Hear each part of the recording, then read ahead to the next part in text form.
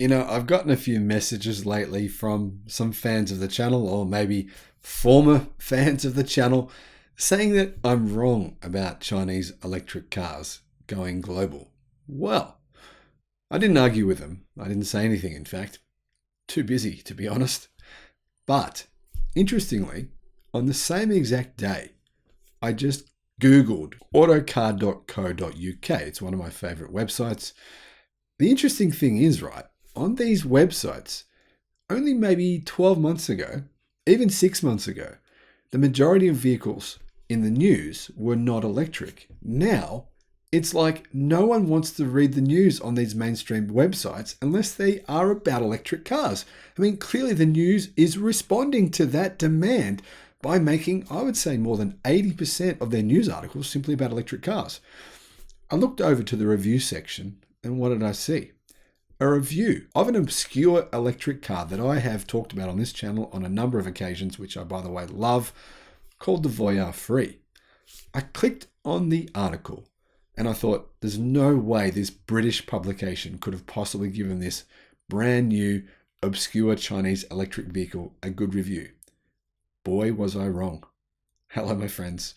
Welcome to the channel. I'm the Electric Viking. It's great to see you here. This is a very interesting day because I really never thought I'd see the day when a prestigious British publication like Autocar could possibly give a Chinese incumbent a good review. And I'm talking, it was extremely positive.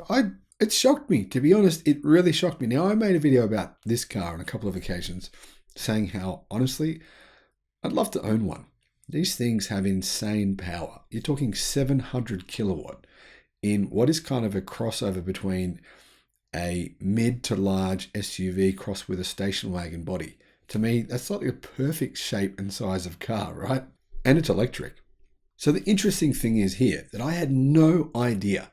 None of you Brits told me that the Voyah Free was going to the UK, but it is. In fact, it's not just going to the UK. It's going to be sold in Norway next month and the UK, and now Voyah plan on selling it all over Europe. Yeah, the Chinese, they really are coming, aren't they? So unless you're familiar with the rapidly growing Chinese EV market, the chances are you've never heard of Voyah. I don't blame you. Yet, despite being formed less than 2 years ago, this luxury electrified subsidiary of Dongfeng Motors has already announced its entry into Europe later this year, starting with Norway. Now, to give you some context, it took Rivian 10 years to get a product to market. It took Tesla, how many years was it before they got the mass manufacture of the Model 3? What, about 8 years? That's a long time. And I understand that. But this gives you an idea of just how quickly the Chinese are doing things. Very, very fast. Now, this is Voyah's first model.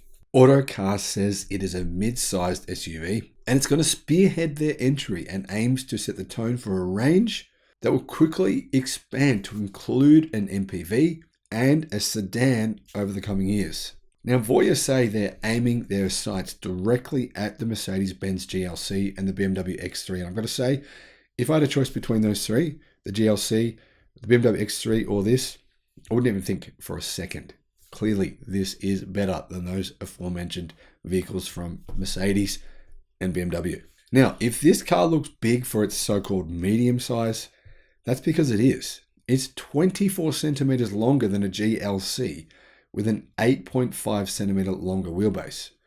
This means, as Autocar says, manifests itself in the interior space, which is extremely roomy, particularly for passengers in the rear. Sounds perfect for me. Now, if you have a look at that exterior of the car, you might think it's kind of conventional. I think it's conventionally attractive.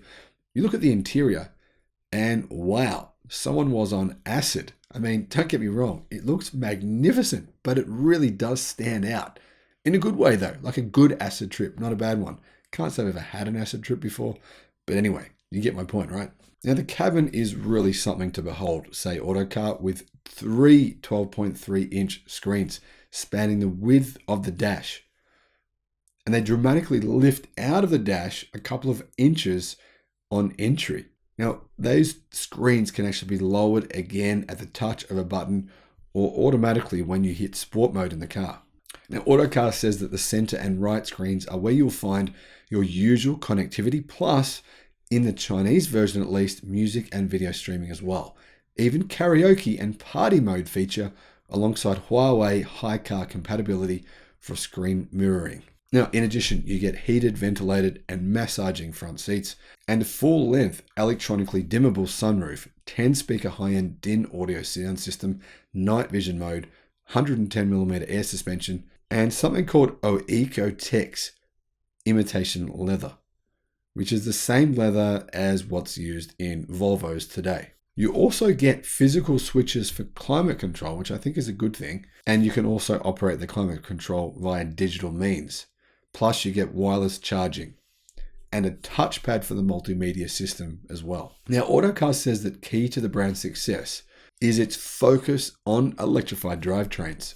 And this electric vehicle can do around 300 miles on the NEDC cycle.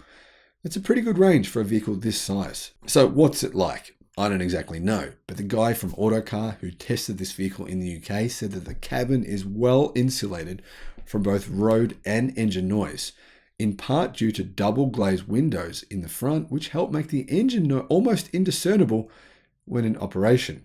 That's because it doesn't have an engine. But anyway, now on the road, he says the Free is a comfortable cruiser with air suspension erasing all but the harshest of road surfaces.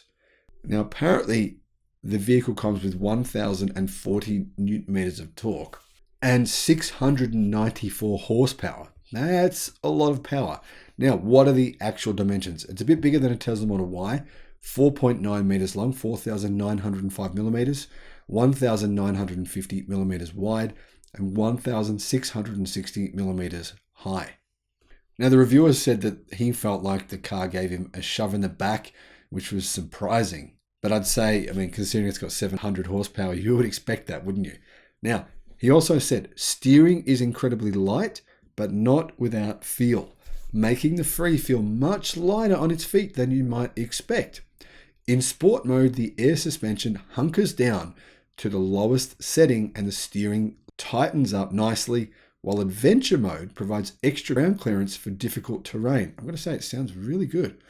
While there's no claim of full self-driving here, the Free does have adaptive cruise control and automatic lane centering, which make highway driving painless.